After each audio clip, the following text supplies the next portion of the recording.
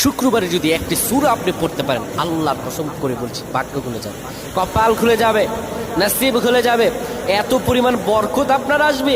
আল্লাহর কসম করে বলছে, সারা জীবন আপনি এত বরকত দেখেন, সারা জীবন আপনি বরকত দেখেন। আপনি পড়ে দেখেন, শুক্রবার একটি পবিত্র দিন। আল্লাহ সুবহানাহু ওয়া তাআলা পবিত্র কোরআনুল কারীমে এই দিন সম্পর্কে ৬২ নম্বর সূরায় আল্লাহ তাআলা নাযিল করে ফেলেছেন। এই দিনটি এতটা গুরুত্বপূর্ণ, পৃথিবীর সৃষ্টি হয়েছে শুক্রবারে, ধ্বংস হবে শুক্রবার। আল্লাহু আকবার।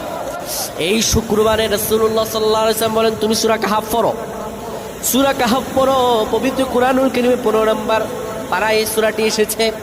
সূরাতুল কাহাফ যদি কোনো ব্যক্তি পুরাটা পড়তে পারে, এক জুমা থেকে আরেক জুমা পর্যন্ত আল্লাহ রাব্বুল আলামিন তাকে নিরাপত্তা দান করবেন, তার ব্যবসা বাণিজ্য রিজিক দেওয়া বাড়ায় দেবেন, তাকে অভাব অনটন থেকে হেফাজত করবেন, দাজ্জালের ফিতনা থেকে তারে বাঁচায় দেবেন।